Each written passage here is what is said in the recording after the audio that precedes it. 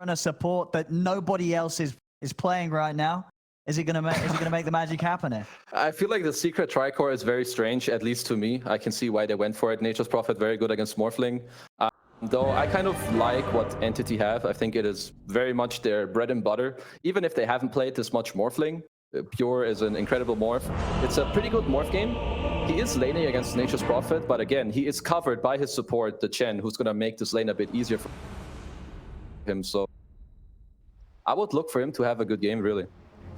Right, well, here we go, ladies and gentlemen. We're just getting ourselves into this one. Game 1 of the best of 5 here. Team Secret versus Entity, fighting for that one spot that will take you direct to the International 2020. Here we go. Started off. I'll smoke up outside of the base to try and position. Vision.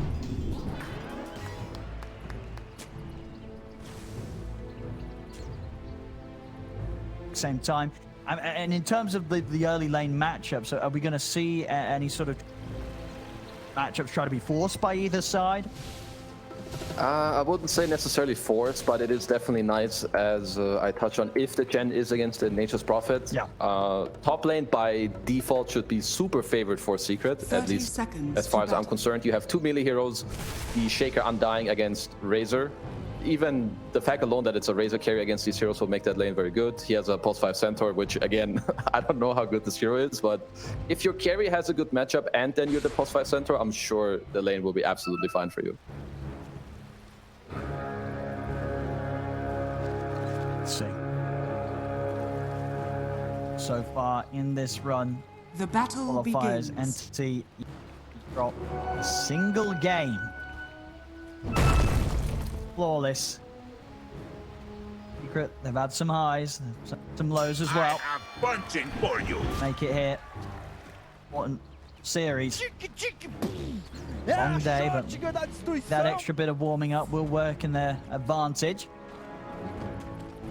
They've at least got the momentum on their side, for sure. Yeah. They've been playing the whole day and like smashing people with some, you know, doing some good stuff with your Centaur. It definitely also shows that their preparation has been working out. I'm sure they also have heroes in this game that they feel good about. And also something to definitely keep an eye on is going to be this mid matchup. I know that it is at least supposedly TA favorite, and I don't think this has changed. So also we'll need to see if Nisha will continue to have a good game, as he has done pretty much all tournaments so far. Been incredibly reliable, Nisha. Mid performances, many a game here for Secret.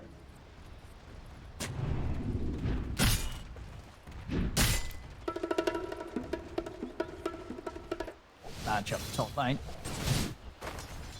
Down Katomi. Seen this a few times now from a few teams. So what's your thoughts on Undying in the core role? What does this sort of enable in the hero when you're given this priority?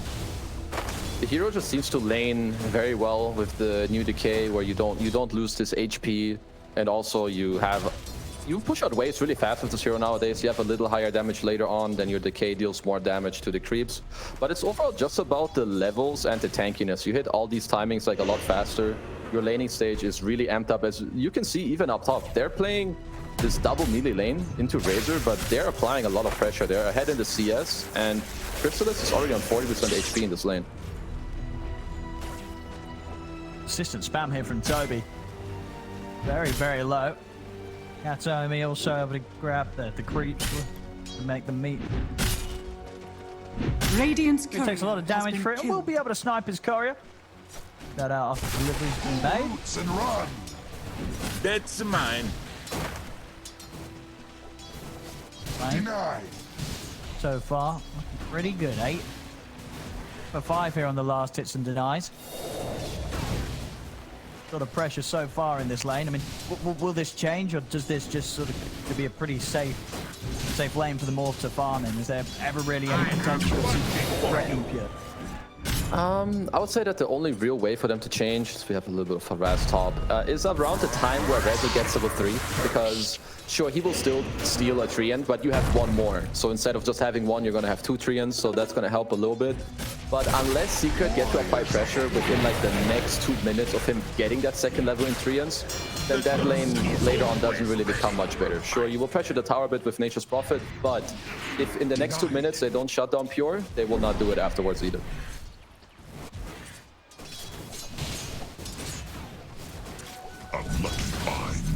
Do you sort of see any potential for any of those early moves to add an extra hero into the mix in any of these side lanes to try and catch out any of the cores early? So Stormstormer is playing an Exort build, so there's not too many moves that are gonna go into the mid lane, I believe. At least not from Entity side. Secret could look for plays later, and they definitely want to. When you do play this Nature's Prophet in the off lane, it's one of the most tempo-reliant heroes in the game, which means if you have plays to speed up the game, it's very good for you. Like, Tusk can potentially roam mid, and then Nature's Prophet can go there. But Entity don't really have the same option. They can look to counterplay it with the Earthshaker. So I would say the only real place we're going to see is that Secret should really be eyeing this mid lane later with Tusk and the Nature's Prophet rotation. Far in the mid. 16 for 12 against their 14. Creep being denied in the mid lane between the two. Stormstormer just a little bit more from Nisha. A few eyes in there as well, of course.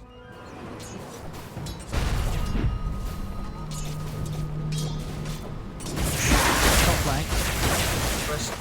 17 and 4. Well, now him is basically dead even on the top lane. Whoa, mid lane. Take Stormstormer down here. The Ice Wall. Quite able to stay on top of him there, but an early attempt here. Bring down the Invoker Rezo. Showing his face. Nisha. Someone's going to be fine. Survives the attempt. He'll be able to continue to CS in the lane as Rezo has to step back to bottom. Get a position here that Fishman is around to help out though, and Zayats is very, very low. Pure waveforms in. With the kill, but not before on the other side of the map. Crystallis was able to claim that first blood, taking down Toby. Looks like they must have clipped the Undying top, maybe with a slow into the Centaur Stomp. Looks like the eventual pressure of top lane is too strong from the Razor. I mean, I was already a little surprised how well the Undying was doing, but I think with the changes, it's not too crazy that he was doing good for like 4 or 5 minutes now. The Secret get this eventual kill on them, which is great. In the meantime, Pure gets himself a little kill on bottom too. That's Fishman here. Trapped. Pure can really do in time to be able to help out. Secret find kills now in both side lanes. 6-minute mark. I like what Zayats is doing here again in the enemy jungle, especially around the 5-6 minute mark, nighttime. Not only do you get to go in like an aggressive area to scout things out, you get to place vision, which he just did, and you can potentially set up the play around mid that we've already touched on. You do have the TA traps now, and we all know Exort Invoker not really the best at protecting himself, if at all.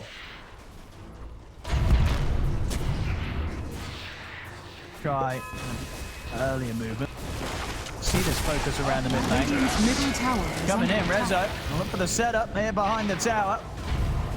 Backup is here, Entity. They've got Fishman and Katomi. Ready once again to just make sure that Stormstormer's going to be perfectly fine. They'll get a bit of damage done to the tower. Pressure at the Treant, Secret. Same time, top Puppy. Trying to fight Toby here. He really wants the tombstone, but he's taking a lot of damage for it. And will lose his life for that one. Back in the mid, Nisha also gets caught. The Ice Wall gets laid down. He's not able to escape. That's a big kill in the mid. And on that top lane, a very easy kill there for Toby. Well, definitely nice plays from Entity all around the board. I do think the way that Secret engaged the mid play in both times has been less than ideal. I feel like they're forcing it a little too much. I like that you can see that the idea is there and they know what they want to play for. But I believe that currently at this point they're trying to do it a little Like they're not patient enough to make the play, and then in the meantime, Toby, he drops his Doom top, gets out a little bait, and actually gets a kill on Puppy. That was pretty interesting too. I mean, he's going to be very happy with that one. I mean, you see at the moment, second highest in the net worth here, Toby on the offlane and dying. Very much showing its strength, even in this matchup where, well, a melee hero against a Razor. He's just not, you've not felt any sort of pressure from that whatsoever. No, not at all. His item build actually is very cool. Undying, I think he just understands, okay, it's a type of lane. You will not beat Razor by right-clicking. So he has spent all his money on mana regen, which is not just good for him, but also for his Earthshaker. So, Sage Mask, Basilius, Raindrop, now Arcane Boots. Just very good build by him, completely understanding the matchup that he's playing into. Make a go on him now. Tombstone has the ult, so there's going to be any sort of help for him. Fisher comes into play, he'll try and heal up with the Soul Rip. Might have a chance of bringing Chrysalis down in return. Cantoby's in with the stun. Indeed, they'll be able to find the trade. Puppy is sort of trapped in it, trying to find a way out, but the zombies are building up upon him. Katomi stays on top of him as the zombies, they're killing him off. Toby gets the double kill. I mean, this top lane is turning into a bit of a mess, but a bit of a beautiful mess, I think, here for Toby, as he'll happily go down for that one. I mean, Owen, you asked me why they play offlane Undying. I mean, this is why, yeah. I mean, Secret just don't, it seems like they don't really know how to deal with it. It's just working at a pretty deadly level. 3 kills now for Toby in this top lane.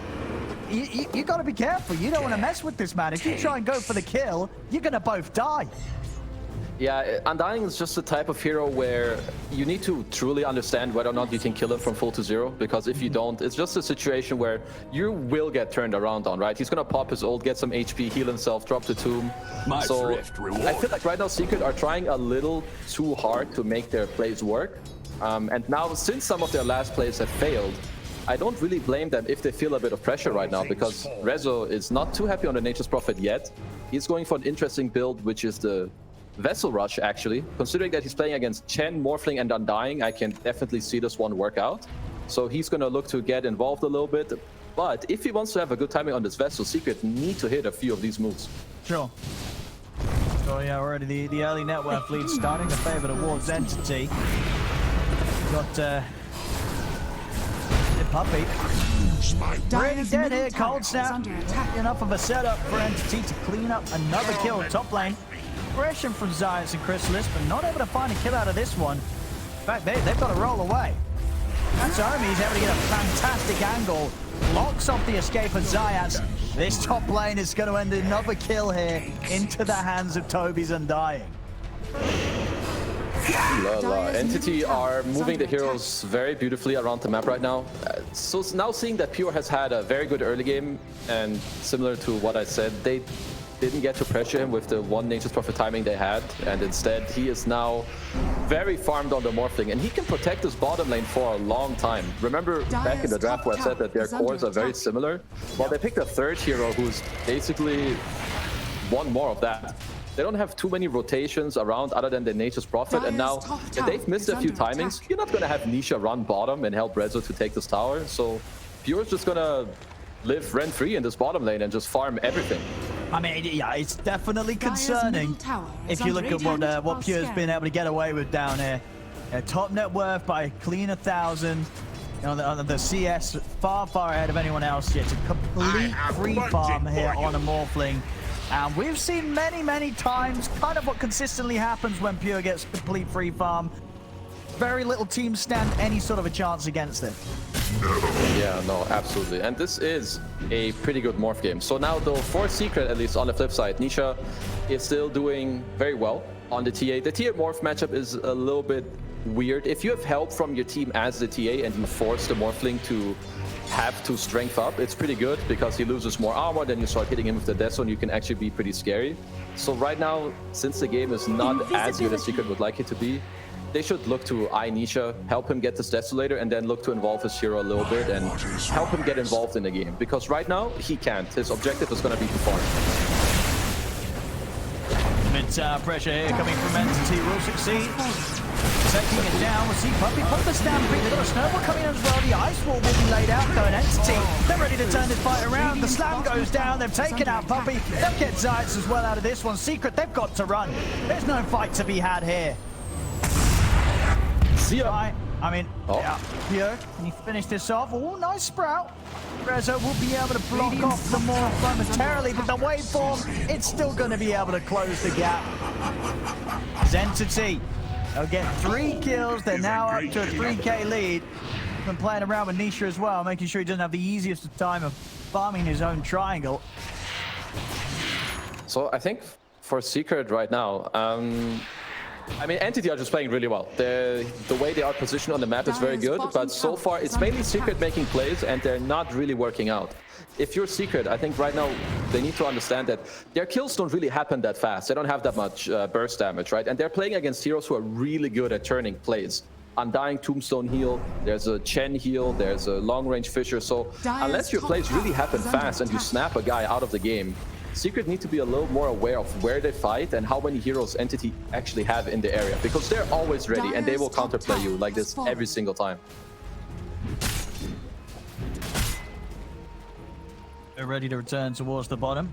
Pressure starting to show here from Resolution. They want to deal with this. These are coming in. You can get the setup onto Rezo. There's the burst. There's the opening. Sunstrike connects. Rezo goes down. An easy catch and kill there for Entity as Rezo shows his face close to the tower. Yeah, for now, it's just really all Entity. For Secret, of course, they're not going to feel great with the position they're in, but they're only down 3k gold. They have a bit of a greedy support in the Centaur and the Tusk, where they both somewhat need items. So right now, I think they need to slow down the game a little bit. Let Rezo get this Vessel. He's very close. Perhaps give a lane to Puppey, and then really they need to keep farming the map. Right now, they cannot fight into Entity. Their draft is not really designed to do it. They're also behind in the game. And I think soon enough, Entity will force the first Roche. And I'm kind of interested to see how Secret respond to that one. Sure, sure.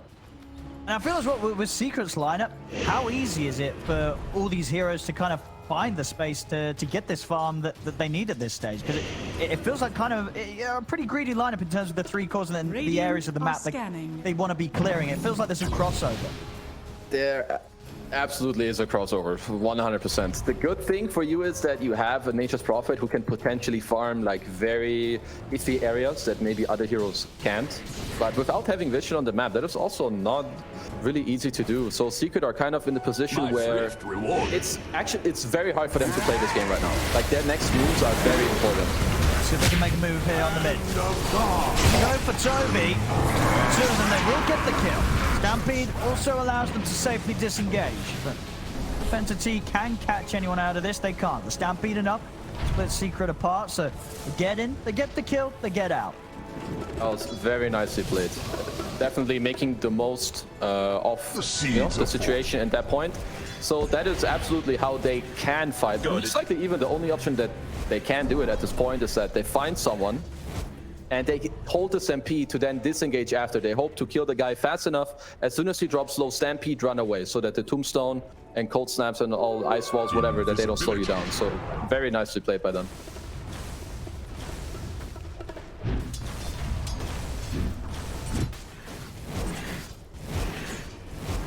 Back off at least. Hold off from making the next move, I'd imagine, until they have Stampede available once again. Very well as mechanic to get them out after they find that opportunity to make a quick move. Blink daggers, Katomi, 1500 damage hit. Able to find Zayat Step. Dagger done. Between that and the bots, ready to be all across the map. Again, just Zayat's the Entity getting out. Make it that little bit easier to respond, even quicker. For favorable positions that they're able to jump back against Secret when Secret try and go for these. Yeah, it's time for Entity to go Roche. Pure has played the bot area long enough. He held the tower alive for a long time. He got all the farm going, and now they're far ahead. They have a very good Roche lineup. You have Chen, you have Morph, you have Undying as well with the Tombstone. And now here, this is a very... Okay, as we have a Stampede coming in. Aggressive Stampede here from Puppey to try and start the action off, but doesn't look like the rest of his team really want to get involved in this one. And as Puppey goes down, Entity, they'll resume the Roshan.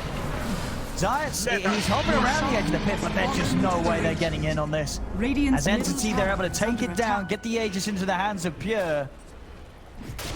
Just a little bit ambitious there from Puppey on the lead-in. Yeah, definitely. Perhaps not feeling good enough, you know, about giving Roche to your enemy, but sadly, you know, sometimes the truth is you have to give it to them. So do you rather just give them the Roche, or do you want to give them Roche and kills? And sometimes it's just hard to let go in that situation, but I do think for Secret moving forward, they want to hold the Stampede as they showed in the mid-fight prior. They wanted to disengage or to kite around the fight a little bit. But either way, nice job by Entity. They go for the objective that they need. They finish up the Roshan, and now they're also getting closer. Not even just close. They just finished the Blink Dagger on Kataomi. So this is going to allow them to actually play faster around the map. And they have two plays now. You force this top tier 2 tower, or if you already see very clearly that Secret will not fight you, you can smoke across the map. Because right now you're in a position where Secret don't really deserve to farm that much of the map with the heroes that Entity have.